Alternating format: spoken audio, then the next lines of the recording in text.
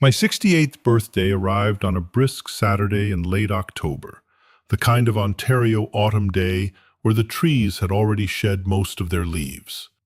I woke up alone in my Oakville home, just as I had for the past 4 years since my beloved Margaret passed away. The coffee maker routinely clicked on at 7 a.m., and I shuffled into the kitchen, wrapped in my worn University of Toronto sweatshirt, the one Margaret always teased me about, saying it made me look like a retired professor. Which, I suppose, I was, after dedicating 32 years to teaching high school history before finally hanging up my chalk. My phone lay silently on the counter, no messages. At my age, birthdays aren't really about celebration anymore. They're just milestones I'm grateful to reach. Around noon, the doorbell chimed. It was my daughter, Evelyn, standing on the porch, a large gift bag with a bright yellow bow clutched in her hands. She wore that careful smile, the one that had become a fixture on her face ever since she started dating that man a year ago. "Happy birthday, Dad," she said, stepping inside and handing me the bag. "I wanted to get you something special this year." I pulled out a sleek tablet, still sealed in its box, one of those expensive models with the large screen. It must have cost her at least $800. "Evelyn, this is too much," I told her. "You deserve it," she insisted, kissing my cheek. "Mom always said you needed to get with the times. Now you can video call me, read your books, check your investments, everything in one place." As I held the box, I felt something crack open in my chest. She remembered. After everything, Margaret's death, my retirement, all the distance that had grown between us, my daughter remembered my birthday. I wasn't in that kitchen anymore. I was transported back to our old backyard in Burlington, 30 years ago. Evelyn, a breathless 8-year-old, was running across the grass towards me, a homemade card in her hand. She'd drawn us as stick figures holding hands under a yellow sun. "I made this for you, Daddy," she'd said, grinning, "because you're the best dad in the whole world." Margaret had watched from the deck, one hand resting on her pregnant belly. Our son, Michael, would arrive 3 months later. Everything was ahead of us then. Everything felt possible. The memory dissolved, and I was back in my kitchen, 68 years old, holding a tablet I didn't know how to use. "Thank you, sweetheart," I said. "This means more than you know." Evelyn stayed for lunch, and we ate sandwiches at the kitchen table. She asked about my health, my sleep, and if I'd been keeping up with my doctor's appointments. They were normal questions, caring questions, but something in her tone felt rehearsed, as if she was ticking items off a list. After she left, I spent the afternoon trying to figure out the tablet. I managed to turn it on, at least, and set up an account. The screen was certainly big enough for my aging eyes, which I appreciated. That night, as I plugged it in to charge, I felt a warmth I hadn't experienced in months. My daughter was thinking about me. Maybe we could rebuild what we'd lost. Little did I know, I had just placed a surveillance device in my own home. The following Thursday, I drove to my grandson Daniel's apartment in downtown Toronto. Daniel, my son Michael's boy, was 27 years old and sharp as a tack. He worked in cybersecurity for one of the big banks. I wanted him to help me set up my email and perhaps show me how to use the video calling feature. Daniel made coffee while I explained my confusion with the device. He was patient, the way young people sometimes are with their elders, with that careful kindness that can make you feel both grateful and a little diminished. "Let me take a look, Grandpa," he said, taking the tablet and starting to tap and swipe. "I'll get everything configured for you." I watched him work, sipping my coffee. His apartment was small, but tidy. Daniel had done well for himself. His father, my son Michael, lived out in Vancouver with his wife and 2 kids. We talked on the phone every few weeks, but The distance always made things difficult. Suddenly, Daniel's expression changed. I noticed it immediately. The slight tightening around his eyes, the way his thumb stopped moving. "Grandpa, where did you get this?" he asked. "Your Aunt Evelyn's birthday present," I replied. He didn't respond, just kept staring at the screen, tapping through menus I couldn't follow. "Daniel, everything all right?" I asked. He looked up at me, and I saw something I'd never seen before in my grandson's face. Fear. "Did Aunt Evelyn set this up for you before she gave it to you?" he asked. "I don't think so," I said. "It was sealed in the box." "It wasn't," he stated, his voice flat. "Someone configured this before you opened it, and they installed monitoring software.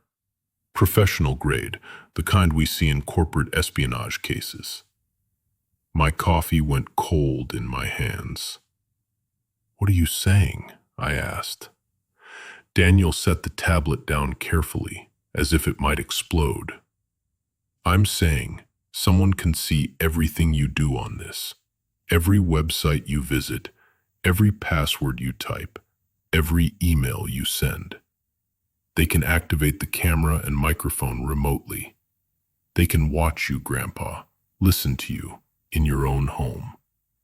The room tilted. I set down my mug before I dropped it. "That's not possible. Evelyn gave me this. My daughter."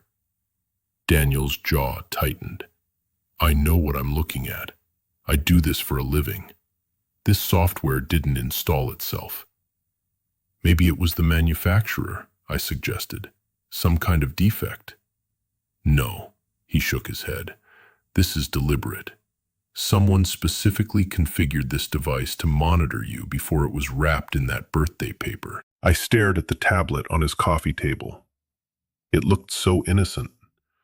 Just glass and metal and circuitry. A gift from my daughter. "What do I do?" I asked. Daniel was already reaching for his phone.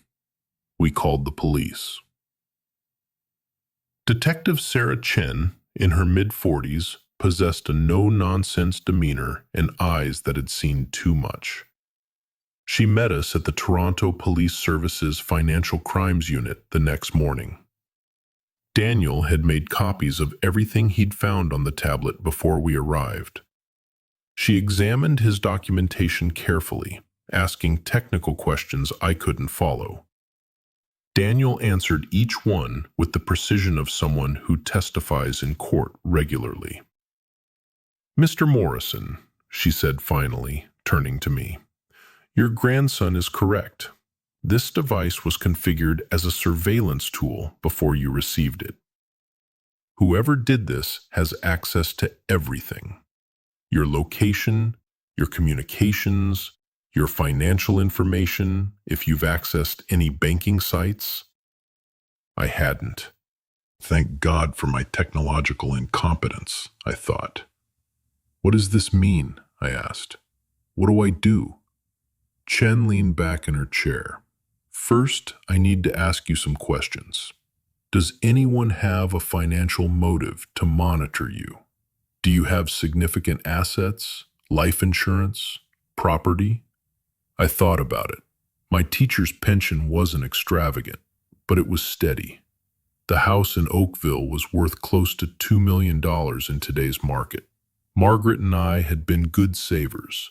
I had investments, RRSPs, a paid-off house, and yes, a life insurance policy for $750,000. The beneficiary was supposed to be split between my children, Evelyn and Michael. "I'm comfortable," I said carefully. "Not wealthy, but comfortable." Chen nodded like she'd expected this answer. "Mr. Morrison, I'm going to be direct with you. In my experience, when family members install surveillance equipment on elderly relatives, it's rarely innocent curiosity. There's usually a larger plan in motion. Elderly relatives. The words stung. Is that what I was now? An elderly relative to be monitored and managed? What kind of plan? I asked. Financial exploitation, guardianship fraud, power of attorney abuse. She listed them matter-of-factly. Someone wants access to your assets, and they're building a case to get it. Daniel put his hand on my arm. Grandpa, who gave you this tablet? I couldn't say it. Couldn't make my mouth form the words. Chen said them for me. Your daughter, Evelyn Morrison. I drove home in a daze that afternoon. The tablet sat in a police evidence bag in Detective Chen's office.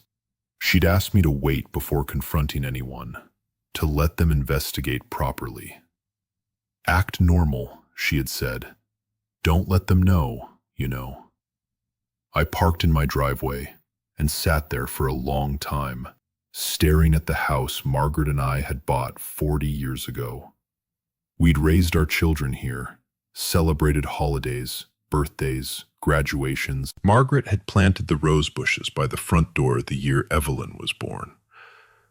My daughter, my firstborn child, the little girl who'd made me Father's Day cards out of construction paper and dried macaroni, the teenager I'd coached through heartbreak and helped with homework, the woman who'd held my hand at Margaret's funeral and told me everything would be all right. That woman wanted to surveil me, monitor my life for what?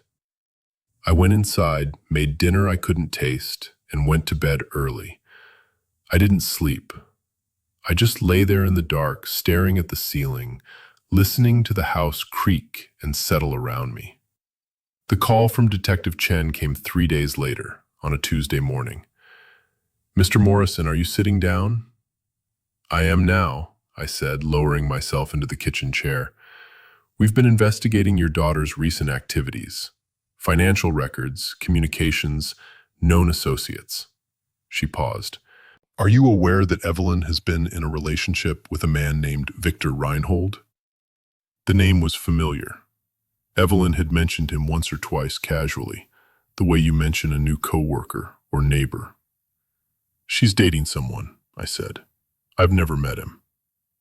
Victor Reinhold has a criminal record in British Columbia, Chen continued. Fraud, elder financial abuse. He served 18 months in a provincial correctional facility after exploiting a 73-year-old woman in Victoria, got her to sign over power of attorney, then drained her accounts. Nearly $200,000. My hands started shaking. That's not all, Chen said. We've subpoenaed some documents. Mr. Morrison, did you recently change the beneficiary on your life insurance policy? No, I replied. According to Canada Life, the beneficiary was changed 7 months ago. Your son, Michael, was removed entirely. Evelyn is now the sole beneficiary for the full $750,000. The kitchen spun. I gripped the table edge.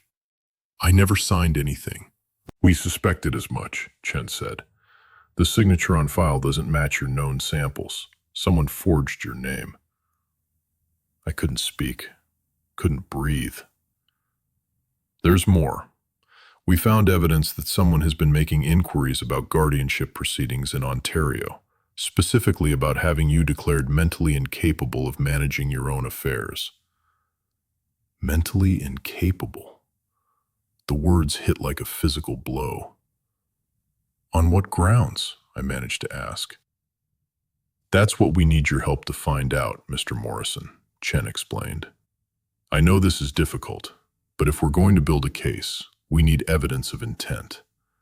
We need to know what they're planning and why. She explained what she wanted me to do. Continue using the tablet normally. Let them think their surveillance was working. Feed them information, carefully controlled, and see how they responded. You want me to spy on my own daughter? I asked. I want you to protect yourself, Chen replied, before she takes everything you have. That night, I sat alone in my living room with the tablet in my lap. Detective Chen had returned it to me, modified now so her team could monitor who was monitoring me. A trap within a trap. I opened the device and started talking, not to anyone in the room, but to whoever was listening on the other end. Been thinking about the house lately, I said to myself, loud enough for the microphone to catch. Too big for one person. Maybe I should think about selling, downsize to a condo, get my affairs in order. The words tasted like ash, but I kept going. Doctor says I've been forgetting things. Maybe I should look into getting some help. Can't manage everything on my own anymore. Lies. All lies. My memory was sharp as ever.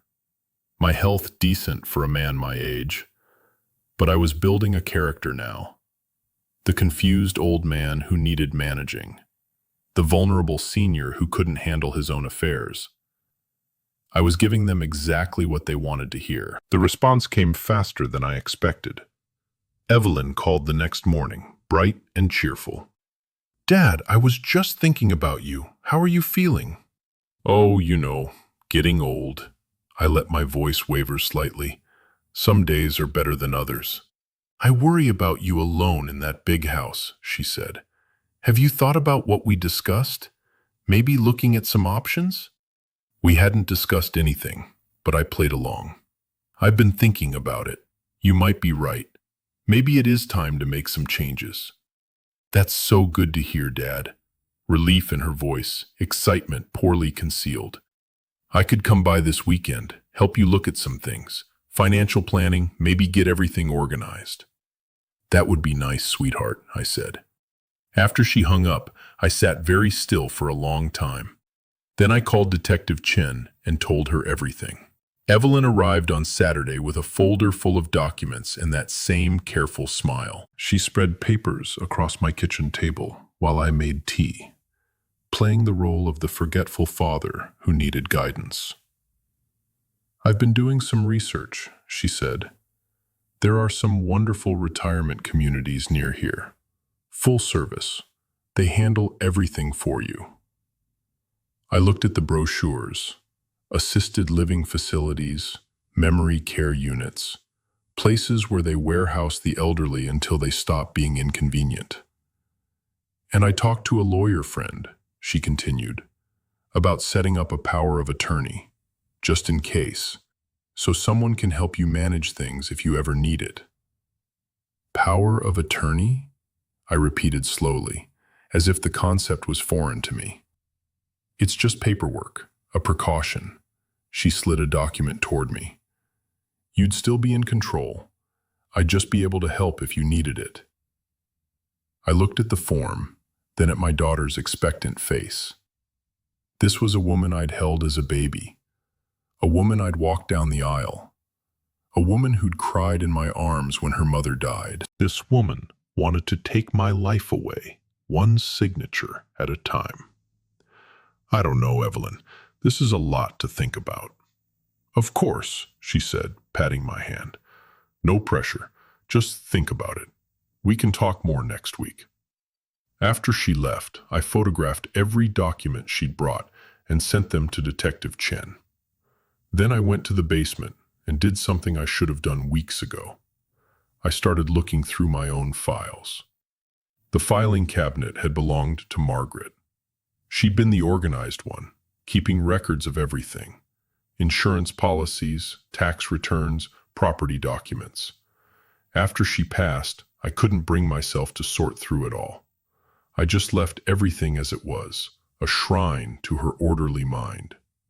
Now I went through it systematically, box by box, folder by folder. I found what I was looking for in the back of the bottom drawer. A manila folder that didn't match Margaret's careful labeling system. No label at all, actually. Just a plain folder stuffed between old utility bills. I opened it on the workbench, and my blood went cold. Medical assessment forms, pre-filled with my information, but with symptoms I'd never had. Memory loss, confusion, Difficulty managing daily tasks. The checkboxes were marked in pencil, as if someone was preparing for a doctor's visit that hadn't happened yet. Guardianship petition templates. Ontario government forms for declaring someone incapable of managing their own affairs. My name was already typed into the spaces. Financial documents, printouts of my bank accounts, my investment portfolios, the deed to my house. Someone had been thorough. They knew exactly what I was worth. And at the bottom of the stack, a handwritten note. I recognized the handwriting immediately. I'd been reading it on birthday cards and Christmas letters for 43 years. Timeline, the note read. Stage 1, establish pattern of confusion, October, December. Stage 2, get POA signed, January. Stage 3, move to file guardianship, February. Stage 4, access accounts, sell house, spring. V says we need to move faster. Dad's health is good. Window closing. V, Victor, the man she was dating, the convicted fraudster. My daughter had written a step-by-step plan to erase me. I wasn't in the basement anymore. I was in our backyard 25 years ago. Evelyn was standing beside me at the barbecue, maybe 18 years old, home from her first year at university.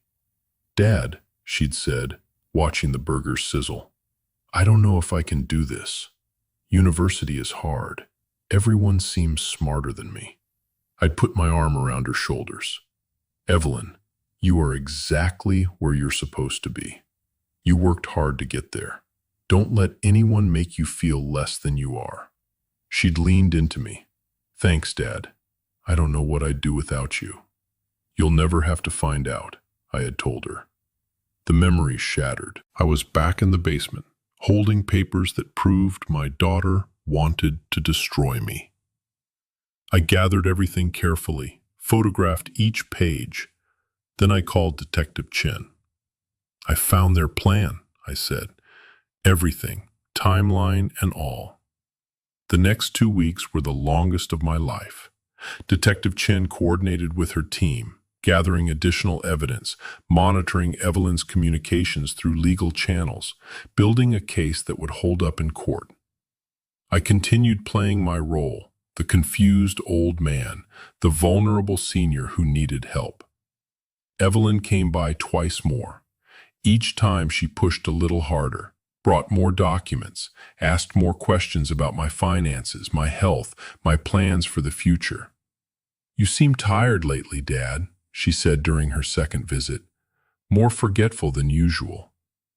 I hadn't been forgetful at all, but I nodded sadly. Maybe you're right. Maybe it is time to let someone else handle things. Her eyes lit up. I've been talking to a lawyer. We could set something up, take the burden off your shoulders. When? I asked. I was thinking next week we could go together, get everything signed and official. All right, I said. Let's do it. She hugged me on the way out, longer than usual. This is for the best, Dad. You'll see. I watched her drive away and felt nothing but cold. That night, I got a message from Detective Chen. They'd intercepted a conversation between Evelyn and Victor. The recording was muffled, but the content was clear. He's going to sign next week, Evelyn's voice said. The power of attorney, everything good. Victor's voice was smooth, professional. Once you have POA, we move to the next phase. Guardianship application, capacity assessment. By spring, you'll have full control. And then, he paused. And then we liquidate. The house alone is worth nearly $2 million. His investment's another $800,000. Life insurance when the time comes. Another pause. Then Evelyn's voice, smaller now. He's my father, Victor. He's an old man sitting on a fortune he'll never use, Victor retorted. Think about it, Evelyn. Your debts cleared, your business saved, a fresh start. All you have to do is sign some papers. What if he finds out? Evelyn asked. Victor laughed. He won't. He's old. He barely knows how to use that tablet. By the time he figures anything out, it'll be too late. The recording ended. I sat in my dark living room, listening to my daughter conspire to steal my life. My debts cleared. A fresh start. I hadn't known Evelyn was in financial trouble. Hadn't known her business was struggling. She'd never told me. Would I have helped if she'd asked? Of course. I would have given her anything she needed. I was her father. But she hadn't asked. She decided it was easier to take. Detective Chen called me the following Monday. "We're ready," she said. "The meeting with the lawyer will be there." I drove to the law office on Wednesday morning, my hands steady on the wheel. Evelyn was waiting in the parking lot, beaming. "Ready to get this done, Dad?" "Ready as I'll ever be," I replied. We went inside together. The office was on the third floor, a small firm that handled estate planning and family law. Evelyn had chosen it. I wondered how much Victor had paid the lawyer to look the other way. The receptionist led us to a conference room. A man in a gray suit was already waiting. He introduced himself as Robert Crane, Evelyn's legal contact. "Mr. Morrison," he said warmly, "so good to finally meet you. Evelyn has told me so much about you. Shall we get started?" He spread documents across the table. Power of attorney forms, banking authorizations, healthcare directives, everything someone would need to take complete control of another person's life. "If you'll just sign here," Crane said, pointing to a line on the first page, "and here, and initial here." I picked up the pen, looked at the papers, then looked at my daughter's expectant face. "Before I sign anything," I said quietly, "I'd like to understand exactly what I'm agreeing to." Evelyn's smile flickered. "It's just standard stuff, Dad. We went over this, didn't we?" I set the pen down. "Because I don't remember discussing how you planned to have me declared mentally incapable, or how you changed my life insurance beneficiary without my knowledge, or how your boyfriend Victor served time for doing exactly this to another family." The color drained from Evelyn's face. "Dad, I don't know what you're talking about." The conference room door opened. Detective Chen walked in, followed by two uniformed officers. "Evelyn Morrison," Chen said, "you're under arrest for fraud, forgery, and conspiracy to commit elder abuse. You have the right to retain and instruct counsel without delay." Evelyn stood up so fast her chair fell backward. "This is insane, Dad.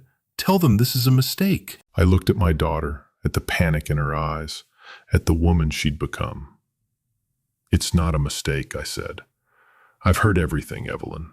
The phone calls with Victor, your plans for my house, my savings, my insurance. I know about the timeline you wrote. I know about all of it." "That's not... Victor made me," she started crying. "Daddy, please. I was in trouble. I owed money. Victor said this was the only way. I never wanted to hurt you." The officer took her arm. She struggled for a moment, then went limp. "Daddy," she said again, the word broken now. "Please, I'm your daughter." I thought about the little girl in the backyard, the teenager I'd helped with homework, the woman at Margaret's funeral. "My daughter would have asked for help," I said. "My daughter would have trusted me. You decided I was worth more as a victim than a father." They let her out. I stayed in the conference room alone with the unsigned documents and the echo of her crying. They arrested Victor Reinhold that afternoon at his apartment in Mississauga. He tried to run, made it as far as the elevator before officers caught him. Apparently, he'd been packing, preparing to disappear once the power of attorney was signed. The investigation took months. By winter, the full scope of their scheme was clear. Victor had been targeting vulnerable seniors for years, using romantic relationships to find accomplices with family connections to wealth. Evelyn wasn't his first partner. She was just his most recent. My daughter owed Victor $230,000, failed business loans, gambling debts she'd hidden from everyone, credit cards maxed out to keep up appearances. Victor had paid off her most pressing creditors, then demanded repayment in a currency he preferred: access to her family's assets. My assets. My life. My freedom. The trial was in April. I didn't attend. I couldn't sit in that courtroom and watch my daughter be judged, even if she deserved it. Victor received 7 years in federal prison for fraud, conspiracy, and exploitation of a vulnerable person. His previous record worked against him. Evelyn received a suspended sentence, 2 years of probation, full restitution of the money she'd taken from my accounts, and a permanent record that would follow her forever. The judge cited her cooperation with investigators and her lack of prior criminal history. I filed a restraining order afterward. No contact, no calls, no letters. I changed my life insurance beneficiary to my son Michael and my grandchildren. I updated my will and changed all my passwords and account numbers. Daniel helped me set up new security systems, cameras at the doors, alerts on my financial accounts, the paranoid precautions of a man who learned too late that trust can be a weapon. My son Michael flew in from Vancouver that summer. We sat on my back deck watching the sun set over the garden Margaret had planted so many years ago. "I can't believe Evelyn would do this," he said. "I keep thinking there must be some explanation." "There is an explanation," I told him. "Desperation, debt, a manipulative man who made it seem easy. None of it excuses what she did, but I understand how it happened." "Do you miss her?" he asked. I thought about it for a long time before answering. I miss who she was, or who I thought she was. The woman who planned to take my freedom? I don't know her at all. Michael put his hand on my shoulder. We sat there until the stars came out. I turned 69 alone. No gifts this year. I preferred it that way. The house feels different now. Quieter. I've thought about selling, starting fresh somewhere without memories in every room. But Margaret's roses still bloom every spring. The kitchen still smells like her cooking on Sunday mornings if I close my eyes and remember hard enough. Some mornings, I wake up and forget what happened. For a few seconds, everything is normal. Then I remember, and the weight settles back onto my chest. If you've stayed with me this far, I need you to know something important. I'm not sharing this story for sympathy. I'm sharing it because it could happen to anyone. Elder financial abuse is one of the fastest growing crimes in Canada. According to the Canadian Anti-Fraud Centre, seniors lose hundreds of millions of dollars every year to fraud, much of it committed by family members. The people we trust most are often the ones who hurt us worst. Here are the warning signs I wish I'd recognized earlier. Please pay attention. They might save you. First, watch for unexpected gifts that seem too generous. If someone gives you an expensive electronic device, ask yourself why. Ask yourself who benefits from you being connected, monitored, and accessible. Second, be wary of family members who suddenly show increased interest in your finances. Questions about your accounts, your investments, your insurance. These might come from genuine concern, or they might be reconnaissance. Third, notice if someone starts questioning your memory or capabilities. If a relative repeatedly suggests you're confused, forgetful, or incapable, ask yourself whether that's truly accurate or whether they're building a narrative. Fourth, never sign documents you don't understand. Power of attorney is a powerful tool. In the right hands, it protects you. In the wrong hands, it destroys you. Fifth, trust your instincts. If something feels wrong, it probably is. The discomfort you feel might be your mind recognizing a threat before your heart is willing to admit it. Finally, know that it's never too late to ask for help. Talk to someone you trust, a doctor, a lawyer, a police officer, a friend. Isolation is the predator's greatest weapon. Connection is your greatest defense. My daughter made her choices. I've made mine. We don't speak anymore. I don't know if we ever will.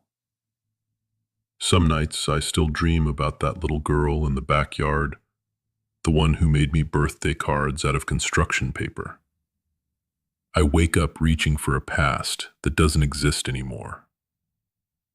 But I'm still here, still standing, still free. That's something. Maybe that's enough. If you're watching this video, wherever you are, whoever you are, please learn from my story. Protect yourself. Protect the people you love. And remember that sometimes the greatest threat comes wrapped in birthday paper from someone who calls you dad. Stay safe out there. And thank you for listening to an old man's story.